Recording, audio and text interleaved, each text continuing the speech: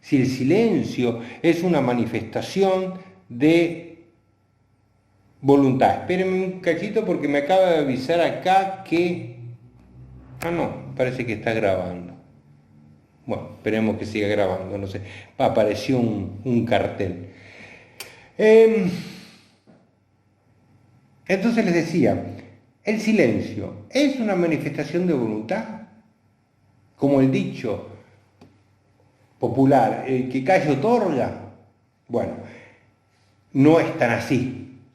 El artículo 263 dice, el silencio opuesto a actos o a una interrogación no es considerado como una manifestación de voluntad, conforme el acto o la interrogación, excepto en los casos en que haya un deber de expedirse que puede resultar de la ley, de la voluntad de las partes, de los usos y las prácticas, o de una relación entre el silencio actual y las declaraciones precedentes. Entonces, vamos a ver, principio general. Principio general es que el silencio no es una manifestación de voluntad, es intrascendente el silencio. Por lo tanto, el que calla otorga no va. Pero hay excepciones. Estas excepciones son las que expresamente señala el artículo 263. Fíjense ustedes que nos hablan de un deber de expedirse que puede resultar de la ley. La ley muchas veces obliga a que la persona deba expedirse, contestar, porque si no, se va a presumir de acuerdo a lo que la ley señale. Si un juez me llama a mí para reconocer una firma estampada en un instrumento privado y yo no digo nada, se va a presumir que es mi firma. ¿Pero por qué? Porque así está establecido en la ley. Puede resultar también de la voluntad de las partes, o sea que las partes hayan acordado en un contrato que ante una manifestación de la voluntad por parte de una de los contratantes, si la otra contraparte no contesta, se tendrá determinadas consecuencias jurídicas, por sí o por no. Lo mismo que el uso y las prácticas, la costumbre, o sea, la costumbre aplicada en determinadas situaciones donde el no expresarse implica determinadas consecuencias. Y también cuando dice una relación entre el silencio actual y las declaraciones precedentes. Esto significa que muchas veces, sobre todo en aquellos contratos, situaciones donde existe una relación continua entre las partes, muchas veces el silencio implica la aceptación. Por ejemplo, si yo compro todas las semanas, tengo un comercio y todas las semanas viene el de la panificadora y me deja el pan, y todas las semanas o una vez por mes me actualiza los precios, me los deja con precios actualizados y yo cuando recibo esos precios actualizados no digo absolutamente nada y recibo el pan, y así lo vengo haciendo durante un largo periodo de tiempo, después no puedo decir, no, yo no había aceptado los nuevos precios, porque los actos precedentes me están, condicionando y obligando y determinando que el haberme callado debido a esos actos precedentes, implica la aceptación de las nuevas condiciones. Bien. Quiero avanzar. Después ustedes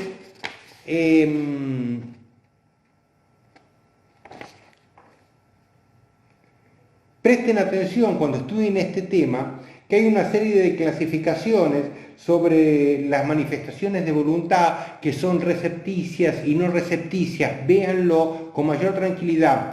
¿Por qué? Porque yo prefiero hacer hincapié ahora en otro tema que no está desarrollado en el libro de Rivera.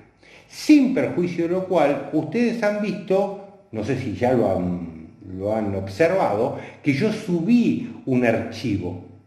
Ese archivo que está al comienzo cuando ustedes ingresan a la clase, tiene como título algo así como actos ilícitos y las consecuencias. No sé si lo han visto, me confirman que esté ahí colocado, más allá de si lo han abierto o no todavía. Eso lo pueden hacer más adelante. Pero me querría saber si efectivamente está ahí y si lo vieron.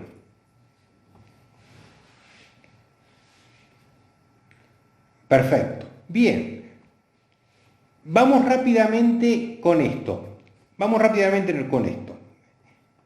Si el acto no es voluntario, porque falta alguno de sus elementos, ¿cómo será?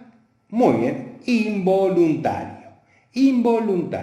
Se dice en general, el acto involuntario no produce ningún efecto.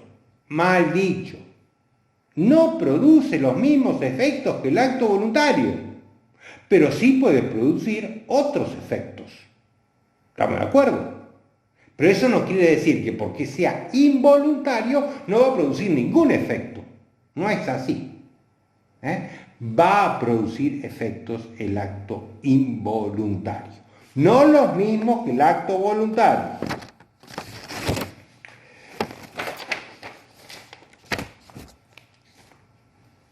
Uno de los ejemplos típicos del acto involuntario que puede provocar, y ustedes van a ver más adelante, es lo que se llama la reparación por equidad, donde un acto realizado y que se lo considere involuntario puede provocar un daño. Y en principio, como es un acto involuntario, no va a traer aparejada la responsabilidad del acto voluntario, evidentemente, pero sí puede traer aparejada una indemnización por equidad. También el acto involuntario pudo haber provocado un enriquecimiento ilícito de un sujeto. Y entonces, esa persona que se enriqueció va a tener que responder en la medida de ese enriquecimiento. Además, puede haber otras personas que estén relacionadas, por ejemplo, los menores de 10 años, dijimos, no son responsables por los actos ilícitos, ¿sí? Pero puede haber una responsabilidad subsidiaria por parte de los padres de ese menor. Entonces, como ustedes ven, el acto involuntario, si bien no va a provocar los efectos propios del acto voluntario, puede provocar otros efectos jurídicos. Bueno, y seguimos observando la pizarra, ya vemos cuáles son los voluntarios, ya vimos cuáles serían los involuntarios, y dentro de los voluntarios tenemos una gran división. Los lícitos y los ilícitos. Los lícitos, que a su vez se dividen como actos simplemente lícitos. Yo empecé al revés de lo que dice ¿cómo se llama? El cuadro. Prefiero hacerlo de esta forma para que se entienda mejor. Actos simplemente lícitos y los actos jurídicos. Los actos simplemente lícitos son aquellos actos que van un poco más que los hechos jurídicos. No tienen un fin inmediato producir consecuencias jurídicas, pero van a provocar, sin lugar a duda,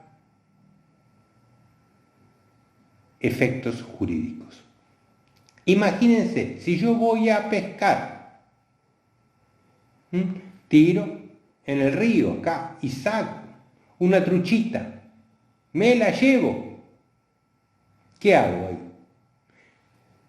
Estoy aprendiendo la presa, el pescado, y me estoy adueñando de esa cosa.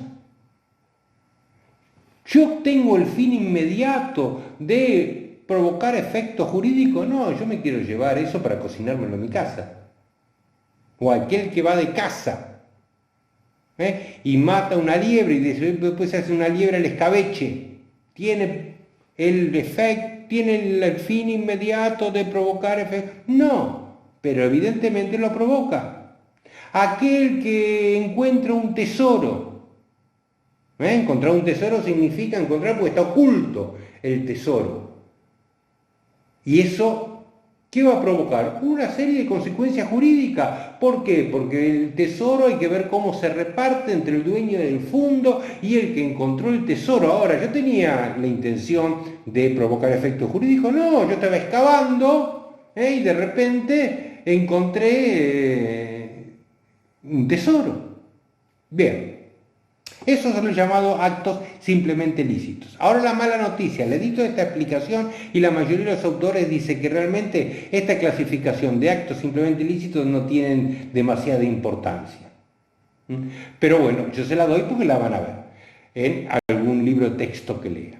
Y después están propiamente los actos jurídicos. ¿Cuáles son los actos jurídicos? Los actos jurídicos son aquellos que tienen como fin inmediato en la cabeza de los sujetos, de las personas que realizan ese acto jurídico, ese hecho que se relaciona entre ellos, tienen la idea, el objetivo, el fin de provocar consecuencias jurídicas, o sea, efectos jurídicos. ¿Esto qué nos dice? Nos dice lo siguiente y a ver si lo entienden. Todo hecho jurídico es un acto jurídico, pero no todo acto jurídico es todo. A ver, vamos a empezar de nuevo porque me parece que me equivoqué. Vamos de nuevo. Todo acto jurídico es un hecho jurídico, pero no todo hecho jurídico es un acto jurídico. ¿Ahí está? ¿Se entendió? Espero respuesta, si no lo repito. Repito por las dudas. Todo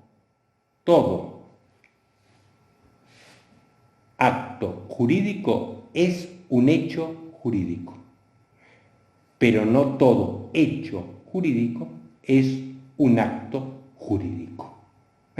Porque vamos de lo general a lo especial. Y el acto jurídico, la característica es esa, que las partes tienen el fin inmediato de provocar efectos jurídicos. Bien. Y acá ya terminando el cuadro, vemos los actos ilícitos. Los actos ilícitos no lo van a encontrar en el libro de Rivera, por lo menos desarrollado como pretendemos nosotros. Hay simplemente unas menciones en algunos capítulos, pero muy vagas, muy elementales. Por eso, vamos a ver si tenemos suerte, aunque esté al revés. Lamentablemente yo no encontré ningún lugarcito como para darlo vuelta, pero bueno, vamos a ponerle un poquito de voluntad y acá con el cursor, fíjense, esto es todos los elementos que forman el acto ilícito. que vamos a tratar de ir desmenuzándolo rápidamente. Yo les voy a dar una idea general para que después ustedes lo vean más detalladamente en ese material que yo les subí o en algún libro de texto que lo trate. Fíjense, el primer elemento del acto ilícito o hecho ilícito, se puede llamar de cualquiera de las dos formas, es la antijuridicidad. ¿Qué es la antijuridicidad? Es que la conducta desarrollada es contraria a derecho. Es contraria a derecho porque viola al derecho. Y además de ser contraria al derecho, no está justificada por el derecho. ¿Correcto? ¿A qué me refiero? Hay determinadas conductas que en principio parecerían que van en contra de lo que manda el ordenamiento jurídico hacer. ¿Sí? Por ejemplo, ¿puedo matar a una persona?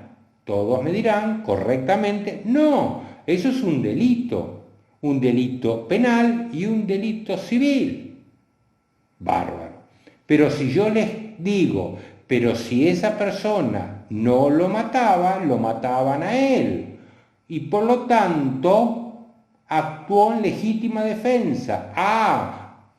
Pero usted me está cambiando el ejemplo, sí, evidentemente, estoy cambiando la situación. Y entonces esa conducta, a pesar de ser antijurídica, matar, está justificada a través de una causa de justificación, que es la legítima defensa. En civil, en general, hay 3 causas de justificación que más se utilizan: la legítima defensa, el estado de necesidad y el cumplimiento del deber. Que ustedes, en todo caso, después se fijarán porque, ojo, el Código Civil establece cuáles son los diferentes requisitos que debe reunir el estado de necesidad, la legítima defensa y el cumplimiento del deber. Y eso está en el código, por lo tanto ustedes lo tienen que leer. Yo no puedo hacer, porque no vamos a llegar ahora a hacer hincapié en cada uno de estos eximentes o justificaciones. Mírenlo ustedes cuando lo estudien. Segunda cuestión o característica, fíjense acá que dice daño. Daño. La conducta debe provocar un daño. Un daño que tenga consecuencias patrimoniales en el sujeto. Ese daño puede ser físico, psicológico, patrimonial, pérdida de un bien, lo que sea, pero debe provocar un daño que sea evaluable económicamente. Que yo pueda ser susceptible de ser mensurado, evaluado, tasado. Por eso debe provocar esa conducta un daño material. A eso se refiere esto que estoy hablando yo en este momento.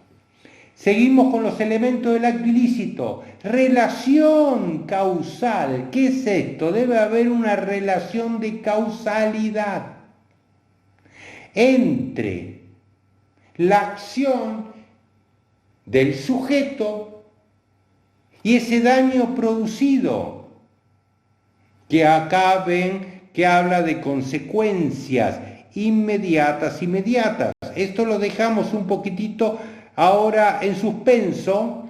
Vamos a seguir con el cuadro y después vamos a volver a esto, las consecuencias del acto voluntario.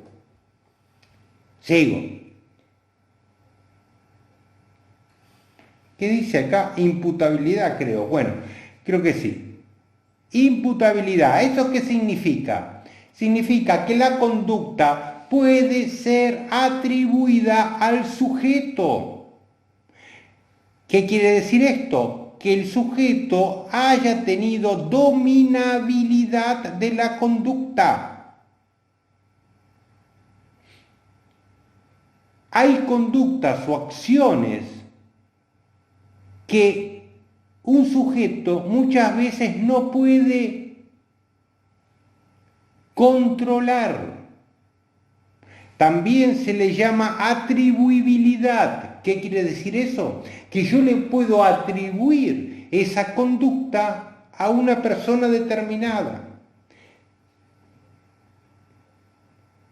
De esta manera, en imputabilidad, excluimos aquellas conductas que no pueden ser atribuibles al sujeto. Fundamentalmente son tres grupos o tres grandes grupos. Fuerza física irresistible. La persona no puede oponer, se convierte en un objeto. Si yo vengo y empujo a una persona y esa persona, por mi empujón, se estrella contra una vidriera y la rompe, no podemos decir que la conducta es de la persona que se ve víctima de esa fuerza irresistible. Inconsciencia absoluta, cuando la persona por estados de epilepsia, sonambulismo, pérdida absoluta de la conciencia, no alteraciones de la conciencia, pérdida absoluta de la conciencia, no puede atribuírsele ese acto. Y por último, el otro gran grupo de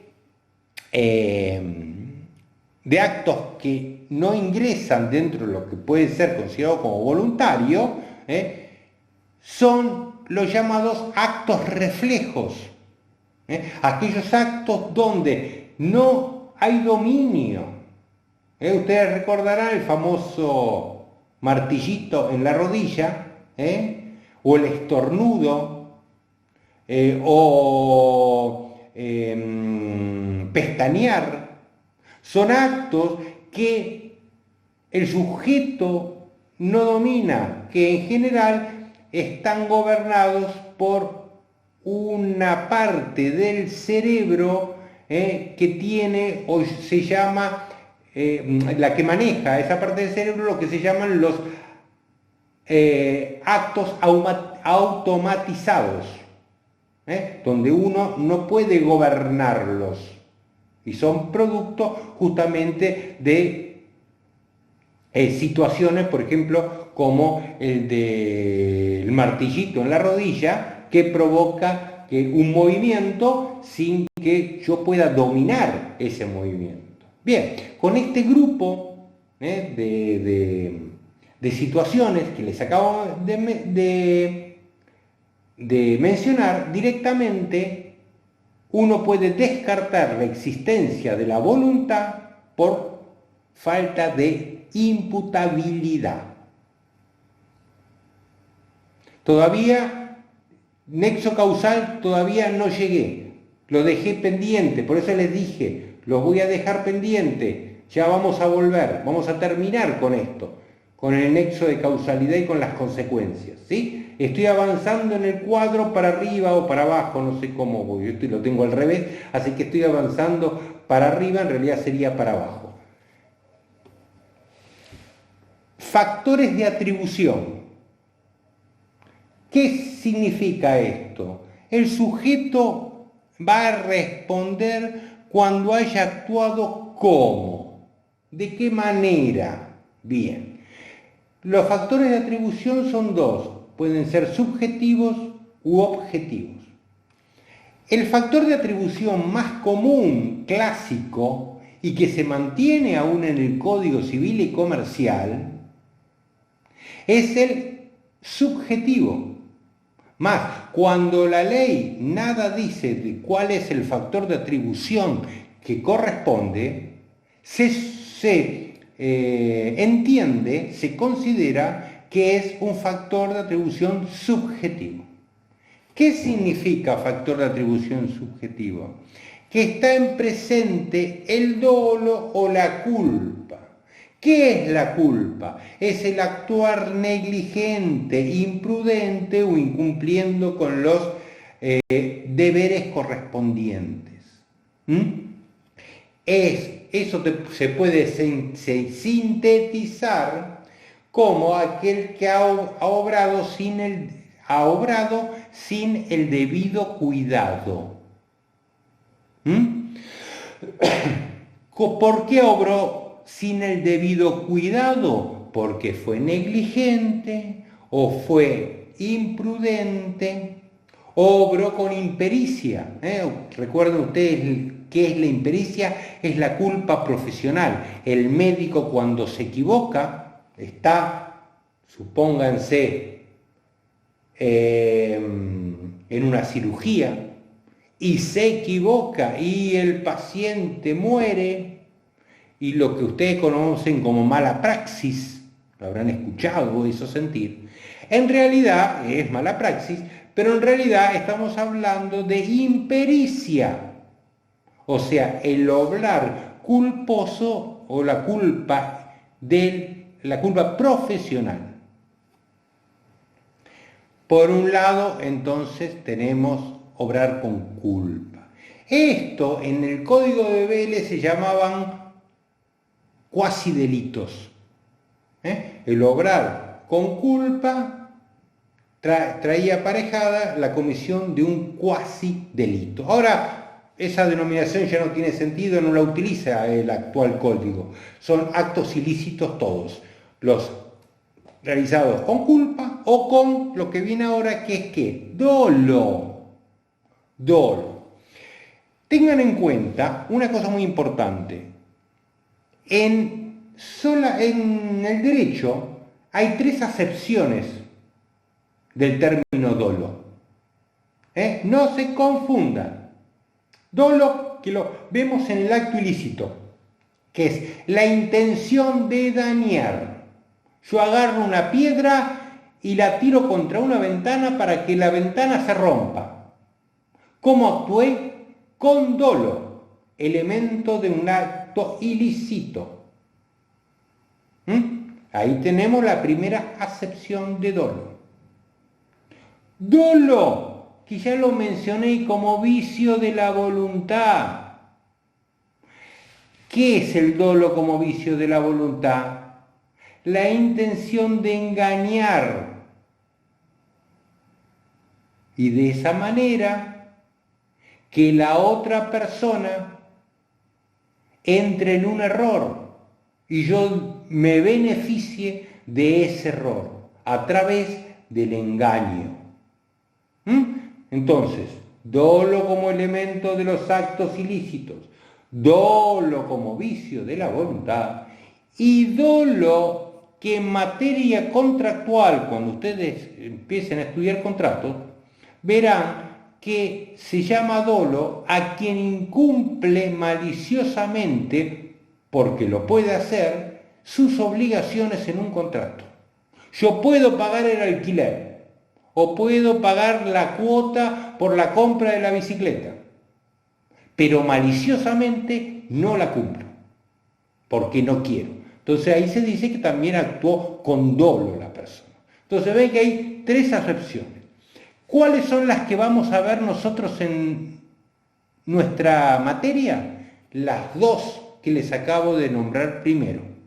Como elemento del acto ilícito, intención de dañar, y como vicio de la voluntad, o sea, la intención de engañar o defraudar a la otra persona. Estos son los 2 conceptos que tienen ustedes que dar muy claros. Bien. Esto que acabo de mencionar es lo que habitualmente pasa en los factores de atribución comunes generalmente son subjetivos. La persona va a reparar, va a responder, va a reparar el daño causado por haber actuado o con dolo o con culpa. Eso es lo habitual. Ahora, la pregunta del millón ¿es la única forma que nuestro derecho se responde? Y la respuesta es no. ¿Por qué? Porque hay factores objetivos de atribución. Y estos factores objetivos de atribución es cuando la ley determina que la persona va a responder más allá de si ha obrado con culpa o con dolo. Por ejemplo, ahí se lo está marcando cuando deba responder por el hecho ajeno. Si yo respondo por un hecho ajeno, o sea, hecho donde yo no intervení, yo no actué ni con dolo ni con culpa, igual voy a responder. O por las cosas que tengo a cargo, o lo que se llama el riesgo de las cosas. Por la utilización de cosas riesgosas, muchas veces yo voy a responder sin que yo haya obrado con dolo o culpa. Eso lo van a ver más adelante.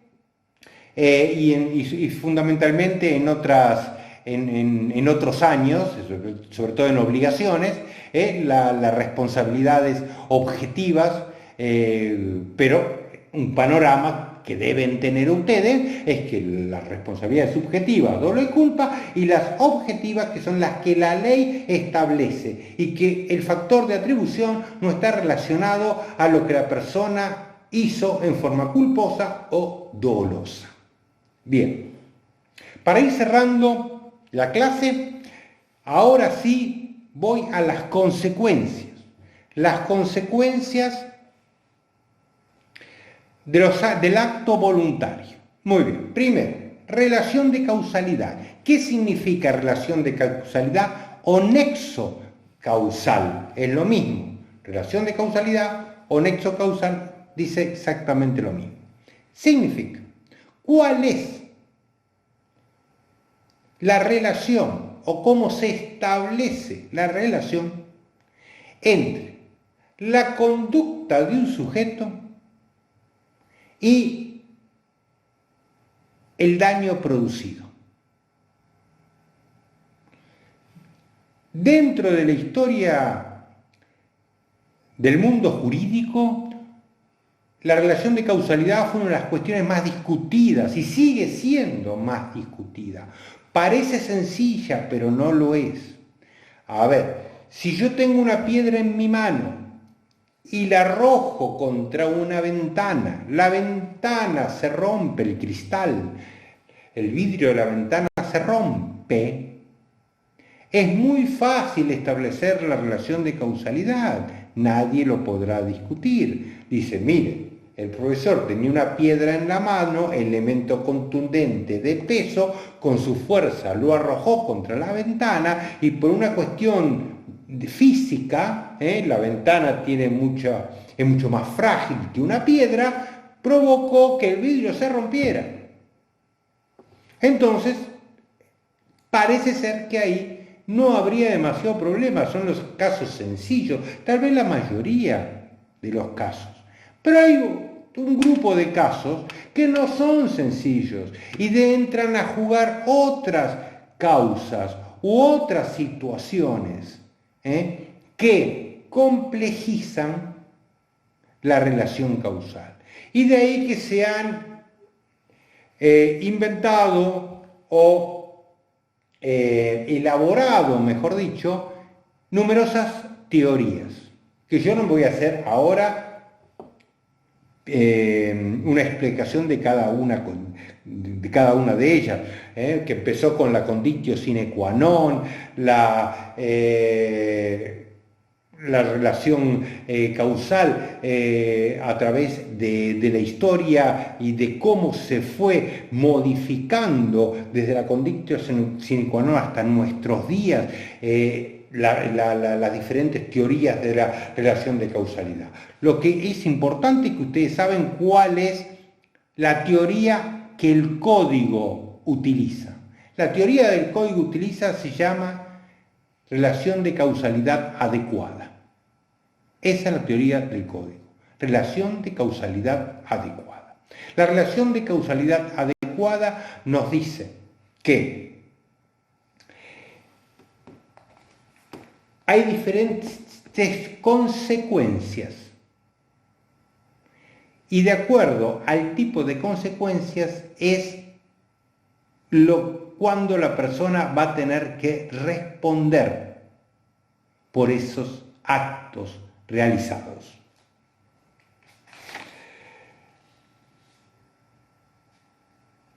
Las consecuencias que establece el código son, o mejor dicho, vamos a hacer al revés. Las consecuencias en general dentro de la teoría de la causalidad adecuada son las consecuencias inmediatas, las consecuencias mediatas, las consecuencias casuales y las consecuencias remotas. Las consecuencias inmediatas son las que se producen de acuerdo al normal desenvolvimiento de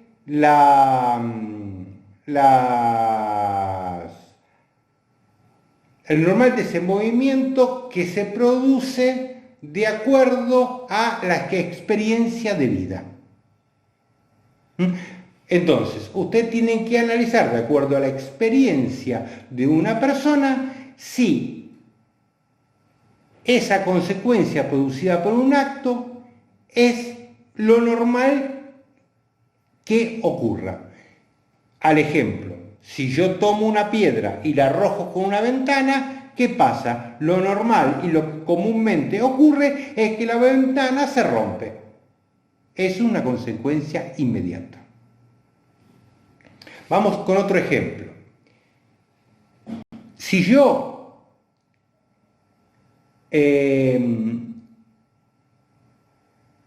vendo 5 animales vacunos